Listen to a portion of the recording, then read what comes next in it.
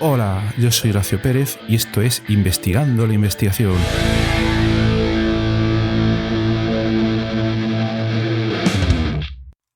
Podríamos decir, yo creo que sin lugar a equivocarnos, que la investigación es un proceso donde se parte de una intención de descubrimiento, una intuición de manifestación y que a través de una serie de procesos lógicos establecidos, obviamente, en el método científico, en la mayoría de los casos, se logra llegar a una serie de conclusiones, ya sea el refutar una teoría o una hipótesis que nos hubiésemos planteado y que queríamos constatar con un desarrollo experimental o con una búsqueda bibliográfica previa, o quizás al final podamos dar una evidencia adicional de esa hipótesis que teníamos.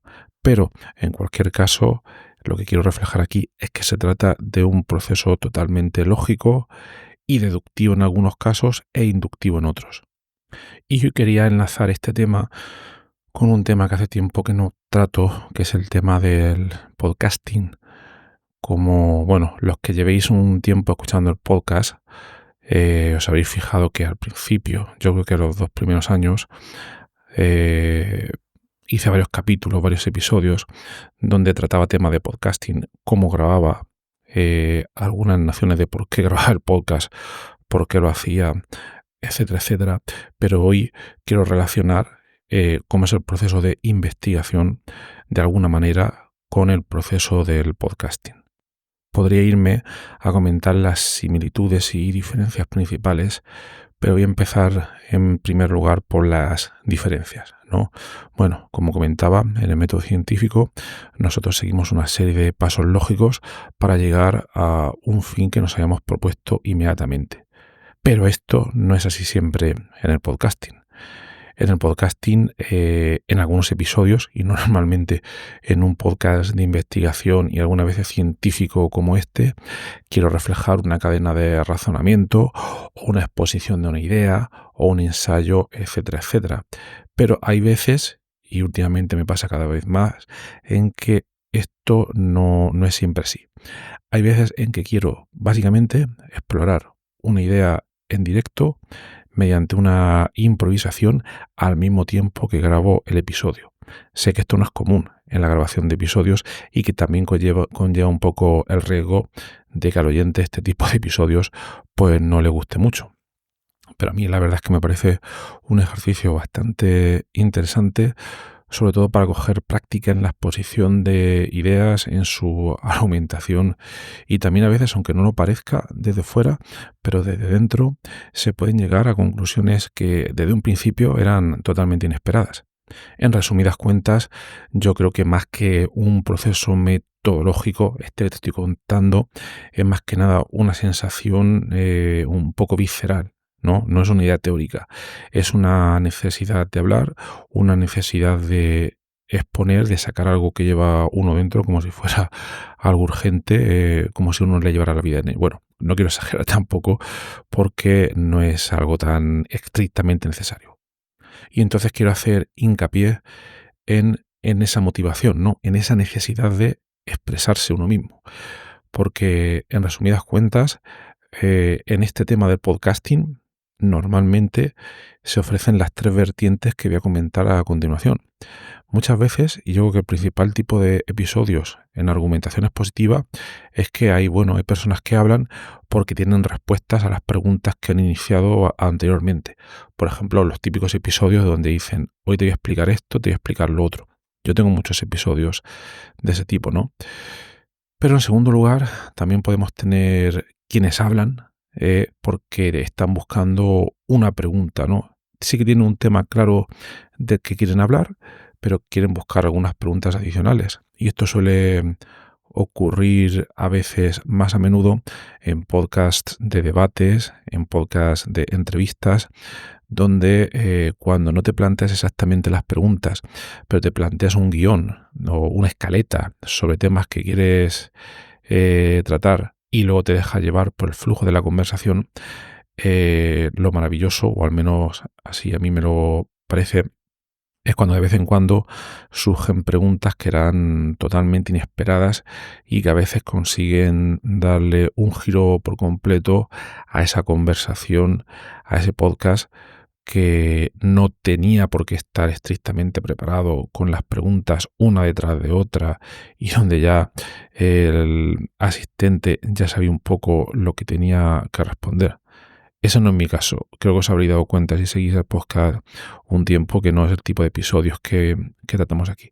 Y luego, en tercer lugar, tendríamos aquellos tipos de episodios que son a los que me refiero yo y donde la pregunta es, ¿qué pasa cuando uno siente que necesita decir algo, pero aún no sabe exactamente lo que es, ¿no? Pues ese es el tipo de episodio al que me referiría. Y entonces, en este momento, cuando te decides a grabar episodios de este tipo, el podcast se convierte como en una especie de laboratorio de voz, como una infraestructura totalmente experimental, tanto a nivel de técnica de sonido como a nivel de técnica expositivo. Y bueno, por la práctica y la experiencia, yo creo que después de grabar tantísimos episodios, yo llevo ya, no sé, 340 o por ahí, la verdad es que se ve con el paso del tiempo como una práctica de liberación y que cada vez te dan ganas de explorar más temas, de tratar diversas maneras de contarlos, de explorar otras metodologías para grabar en directo, en vivo, etcétera, y donde quizás se puede decir que esto se convierte ya no solo en comunicación, sino en una especie de ensayo existencial expositivo, donde básicamente es como si te hablaras a ti mientras intentas hablar a otros. Obviamente, mucha gente, llegado a este momento, se puede plantear algo que es totalmente lógico al hacer este tipo de experimentación, exposición, o llámalo como quieras, que es el razonable miedo a parecer ridículo, ¿verdad? Porque mucha gente, al intentar exponer sus argumentos, ya sea en un formato podcast o al hablar en público, siempre vienen temas como el típico síndrome del impostor o la vergüenza que nos frena a la hora de exponernos, o el típico deseo a no parecer tonto, a no ser demasiado claro, a no ser demasiado real, a equivocarnos, a pensar que a los demás no les podría interesar, etcétera, etcétera. Pero yo creo que también es importante, bueno, por una parte, no volcar cualquier cosa, ¿no? Hay que tener un poco de preparación, hay que tener un poco de intención, hay que también tener un poco de respeto por una audiencia que está ahí y que está escuchando obviamente esos episodios, pero yo creo que también esa fase de vulnerabilidad, de no importarte demasiado qué es lo que estás contando o cómo se lo vayan a tomar los demás. Obviamente dentro de unos umbrales de sentido común, ¿no? Entonces, esa vulnerabilidad es cuando se ve una cierta realidad en lo que está contando esa persona. Y esa persona se puede plantear, oye, no sé si esto le interesará a alguien, pero yo sí que necesito decirlo y que quizás si lo digo de manera real, de manera con verdad, le pueda servir a alguien más que esté en lo mismo.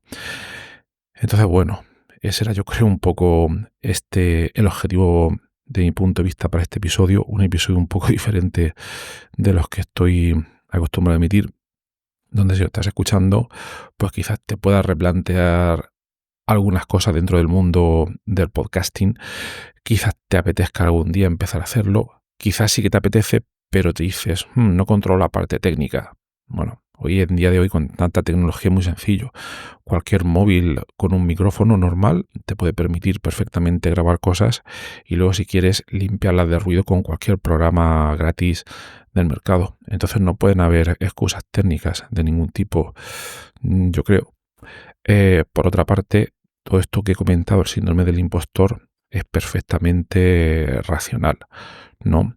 Entonces, yo te recomendaría que si realmente sientes que tienes que hacerlo y te apetece empezar un podcast, pues que empieces poco a poco. Quizás puedes prepararte un episodio totalmente escrito, con todo el guión, donde un tema que realmente te interese y ahí, pues, realmente no vas a tener ningún problema en empezar por ahí. Esa sería un poco la manera más segura y luego puedes ir cambiando a otras modificaciones de estilo, de técnicas de grabación, poco a poco. Pero lo primero deberían ser episodios donde uno se sienta realmente cómodo contando todo este tipo de cosas, de cosas, ¿no? Y bueno, como cierre y reflexión, yo creo que es muy importante tener en cuenta la voz como una forma de estar ahí en el mundo, como una forma de expresarse, y esa expresión como un acto de fe, un acto pues, de presencia. Y sobre todo que aunque no estés seguro de que lo que dices es brillante, yo creo que tiene peso, porque si te dedicas a esto, si lo intentas, va a ser realmente algo tuyo y que va a quedar pues en ese momento, ¿no? Yo lo terminaré diciendo que quizás todo esto no sea más que un ensayo, pero es un tipo de ensayo que es muy necesario para poder expresarse uno mismo, y que si tú que estás al otro lado lo estás escuchando, quizás sea interesante para ti también, o quizás no. Pero seguro que para alguna de las dos partes ha merecido la pena. Entonces, básicamente, hoy el call to action es que te animo a que te plantees el generar un contenido, ya sea para ti, no tiene por qué ser en podcast, un contenido para ti mismo que no lo lea nadie más, puede ser, es interesante, ya sea un podcast, ya sea un blog, lo que sea, pero yo pienso que siempre es mucho más interesante si generas algún tipo de contenido que pueda llegar a los demás. Obviamente no me voy a poner a explicar cómo llegar a 100.000 millones de suscriptores, aparte de que tampoco lo sé hacer y tampoco me interesa demasiado, pero el saber que ahí está alguien más escuchándolo, creo que le puede dar mucha importancia a lo que dices y te puede hacer descubrir muchas cosas que no conocías. Así que ánimo con ello.